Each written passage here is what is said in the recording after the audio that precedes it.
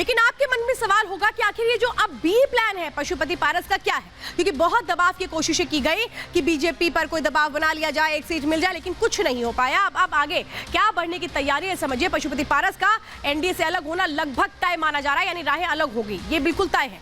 मंत्री पद से इस्तीफे के बाद इस बात की जो अटकलें हैं वो और तेज हो चुकी है। महागठबंधन में जा सकते हैं पशुपति पारस, यानी लालू प्रसाद यादव तेज प्रताप के साथ आगे बढ़ेंगे।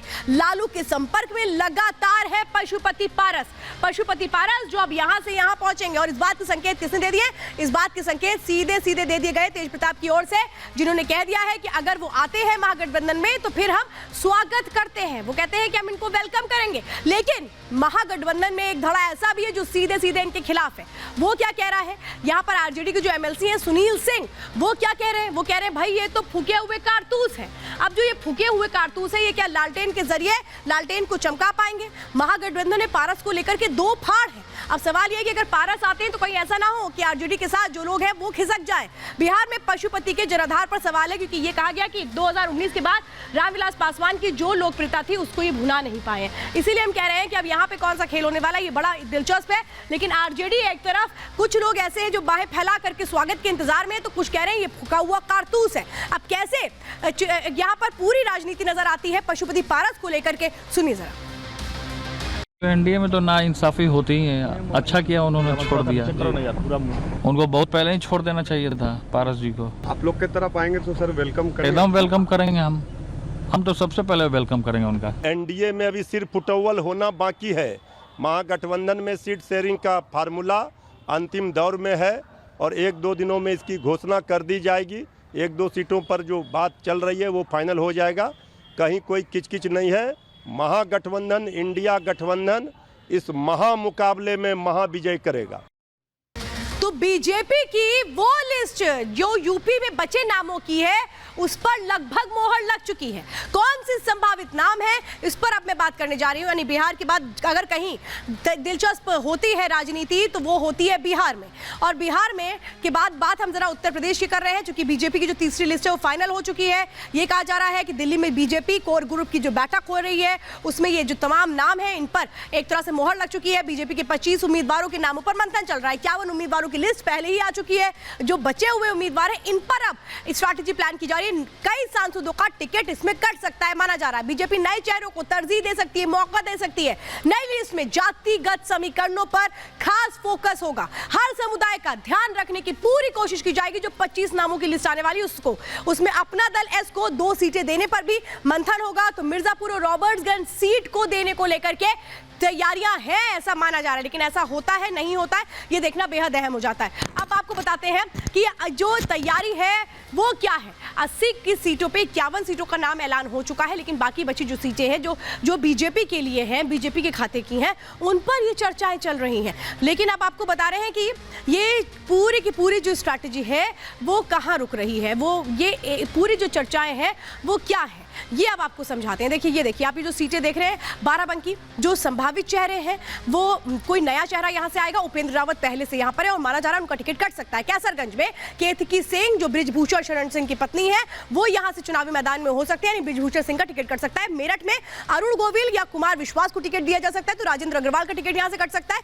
प्रयागराज में संजय मिश्रा या फिर अभिलाषा जो नंदी की पत्नी है उनके नामों की चर्चा है, तो रीता बहुगुणा जोशी का यहां से टिकट कटेगा। देवरिया से रमापति त्रिपाठी को लेकर के अब जो मन है वो बनाया जा चुका है, माना जा रहा है कि उनको फिर से रिपीट किया जाएगा। लेकिन बलिया में नीरज शेखर, आनंद स्वरूप के नामों की चर्चा है। अगर ऐसा होता है तो वीरेंद्र सिंह मस्त का टिकट कट सकता है। कानपुर बहुत इंपॉर्टेंट है, कानपुर में समझिए कि सत्यदेव पचौरी का टिकट कट सकता है। माना जा रहा है कि नीतू सिंह जो सत्यदेव पचौरी की बेटी है उनके नाम की चर्चा है, सतीश महाना के नाम की चर्चा है। तो गाजियाबाद में अनिल अग्रवाल और अनिल जैन के नाम की चर्चा है। अभी जनरल वीके सिंह वहां पर है, लेकिन साथ ही साथ इस बात की भी चर्चा है कि हो सकता है कि जनरल वीके सिंह को ही टिकट दे दिया जाए। अगर ऐसा होता है तो फिर उनको रिपीट कर दिया जाएगा।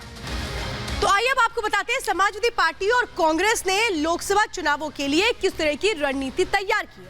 ये बताया जा रहा है कि बाकायदा इन लोगों ने एक वॉर रूम तैयार किया। ये देखिए, आप देख रहे हैं, जहां पे कांग्रेस के वॉर रूम में एसपी के 2 वरिष्ठ नेता बैठेंगे, ये प्लान किया गया है। तो एसपी के वॉर रूम में कांग्रेस के 2 सीनियर लीडर्स को बैठाया जाएगा, 5-5 वरिष्ठ नेताओं की एक कोऑर्डिनेशन कमेटी को बनाया जाएगा। मीडिया के लिए समाजवादी पार्टी और कांग्रेस की एक टीम बनेगी। दोनों पार्टियों के प्रवक्ताओं को एक ही लाइन पर स्टेटमेंट देने होंगे, ये तय किया गया है। तो हर जिले में समाजवादी पार्टी और कांग्रेस की एक साथ प्रेस कॉन्फ्रेंस होगी। जिला स्तर की कोऑर्डिनेशन समिति में एक नेता को शामिल किया गया है। तो इंडी गठबंधन समन्वयन समिति कोऑर्डिनेशन कमेटी का गठन किया गया है, जो आगे काम को देखेगी। तो ऐसे इन्होंने अपनी चुनावी रणनीति को प्लान किया, लेकिन कितनी चुनावी रणनीति सक्सेसफुल होगी, ये वाकई देखने वाली बात होगी। और चलिए अब बात करते हैं महाराष्ट्र की राजनीति की। महाराष्ट्र की राजनीति में आज खूब चर्चाएं हुई जब राज ठाकरे का नाम सामने आया। ये कहा गया, ये देखिए, ये मुलाकातों की तस्वीरें जब गृह मंत्री अमित शाह के साथ राज ठाकरे मिलने गए अपने बेटे के साथ, अमित ठाकरे के साथ। ये देखिए, दोनों के बीच क्या मुलाकातें हुई। ये जो हाथ मिले हैं, ये वाकई कहीं क्या कि आगे बढ़ने की वो प्लानिंग हो गई है। फूलों के साथ, गुलदस्ते के साथ स्वागत हुआ, लेकिन ये जो हाथ मिल रहे हैं, ये कहीं क्या वो कुनबा बढ़ने जा रहा है एनडीए का, क्योंकि ये मुलाकात है जिसको लेकर कई चर्चाएं हैं, कई बातें कही जा रही हैं। और ये कहा जा रहा है कि अब नए समीकरण महाराष्ट्र में देखने को मिल सकते हैं। लेकिन इसीलिए कहा जा रहा है कि क्या रेलगाड़ी कमल के साथ दौड़ लगाने के लिए तैयार नजर आती है। तो देखिए, वो तस्वीरें अभी आपने देखी और इसी के बाद चर्चाओं का बाजार गर्म है कि क्या कमल के साथ रेलगाड़ी दौड़ लगाने के लिए तैयार है। और ये जो तस्वीरें हैं, इसी ने सबसे ज्यादा सुगबुगाहट को भी तेज कर दिया है। माना जा रहा है कि बीजेपी और एमएनएस का गठबंधन लगभग तय हो चुका है। दिल्ली में अमित शाह से राज ठाकरे की जो मुलाकात है, उसने इस बात को और पुख्ता कर दिया है। सीट बंटवारे पर सहमति होने की भी चर्चा सामने आ रही है। एमएनएस को महाराष्ट्र में 2 सीटें मिल सकती हैं। तो शिरडी और दक्षिण मुंबई सीट की मांग की गई है एमएनएस की ओर से। एमएनएस के वाला मुंबई दक्षिण से लड़ सकते हैं। देखिए, ये जो कयास है ये लगाए जा रहे हैं, लेकिन देखना बहुत अहम होगा कि जो महाराष्ट्र की राजनीति है, अगर इसमें एमएनएस जुड़ती है एनडीए के साथ, तो क्या ठाकरे वर्सेस ठाकरे की लड़ाई होगी, क्या समीकरण होंगे। एक रिपोर्ट देखिए।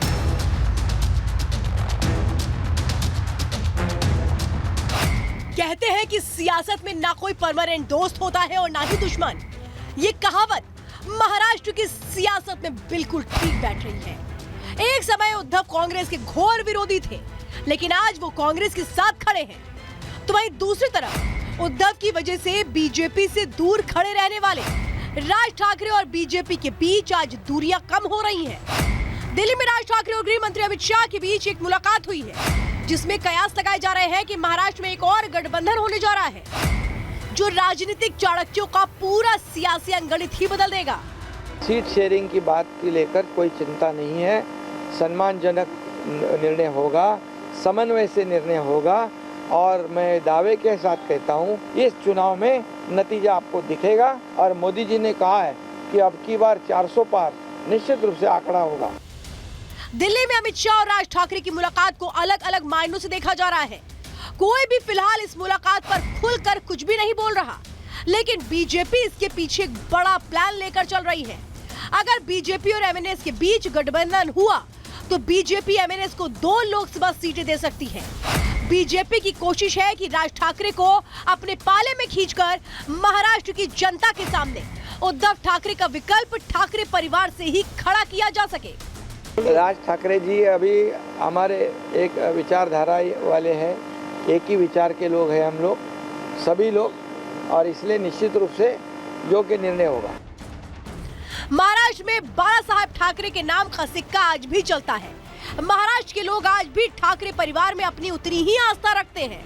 यही वजह है कि बीजेपी महाराष्ट्र के मराठा वोटर्स पर मनोवैज्ञानिक दबाव बनाने के लिए राज ठाकरे को खड़ा करना चाह रही है। इससे बीजेपी को पूरे महाराष्ट्र में फायदा होगा, क्योंकि महाराष्ट्र में मराठा वोटर्स की संख्या 30% है, जबकि ओबीसी 38% है। महाराष्ट्र में मुस्लिम वोटर्स 11.5% है, तो दलित वोटर्स 10.5% है। यानी राज ठाकरे के एनडीए में आने से बीजेपी सीधे 30% वोटर्स को प्रभावित करेगी। राज ठाकरे और बीजेपी की नजदीकियां पहली बार नहीं चढ़ रही हैं। इससे पहले भी राज ठाकरे कई बार बीजेपी के साथ आने की कोशिशें कर चुके हैं, लेकिन हर बार उद्धव ठाकरे की वजह से वो बीजेपी के साथ वो तालमेल नहीं बिठा पाए, जिससे महाराष्ट्र की सियासत पर छाप छोड़ी जा सके। लेकिन अब राज ठाकरे के सामने खुला मैदान है। बीजेपी उन्हें मराठा वोटर्स के बीच अपनी लोकप्रियता बढ़ाने की पूरी जमीन तैयार करने दे रही है, जिससे राज ठाकरे अपनी पार्टी को मजबूत स्थिति में लाकर खड़ा कर सकते हैं। महाराष्ट्र में राज ठाकरे को अपनी पकड़ मजबूत करने के लिए बीजेपी के अलावा एकनाथ शिंदे की शिवसेना और अजित पवार की एनसीपी का भी पूरा साथ मिलेगा।